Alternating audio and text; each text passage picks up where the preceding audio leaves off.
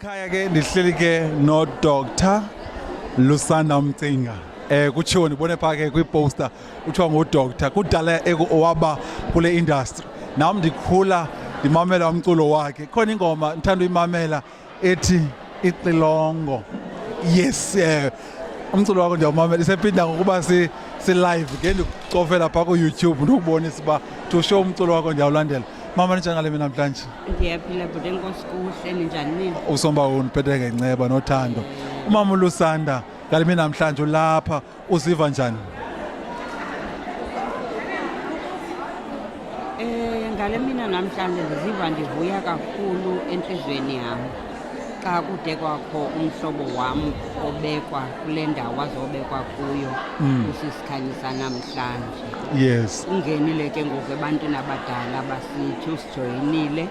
So ndithe noba imeko yempilo ithini na kodwa ndizazofika apha kuba imeko yona yempilo ayisandivumeli ndiye ndawo kodwa ngenxa yakhe usisikhanyisa lapha namhlanje. But Mama, you are so beautiful. You are so beautiful. Landithi nxa ndiqikelela i-age yakho surely mhlawumbi nobaleka phaa ko-16 nto if I'm correct.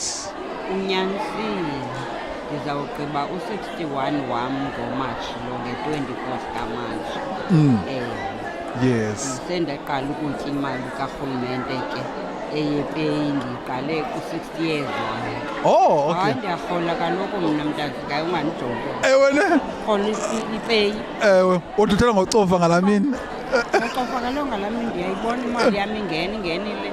Yeah. Into futhi kuyandinceda ngeke ndicofe. Inceda kakhulu ngeli xesha lam lokuhlala phansi ndingakwazi ukwenza nto, ndingakwazi ukuyocula, ndingakwazi uyothini ngenxa yemeko yempilo. All right. Mama, sukubuza umbuzo othi ufuna uthini ukukhuthaza nezinye ke ii-artist ezisakhulayo kuba kudala nina naba kule industry ngoba nathi sithi sizalwa Mama uLusanda bekhona becula umculo mandi. Into endinoyithetha ku-artist ezisezayo apha emva kwethu inzima indlela yasekuculeni. Akukho mnandi kule industry kodwa kuyahlaleka ukuba ukukrestu.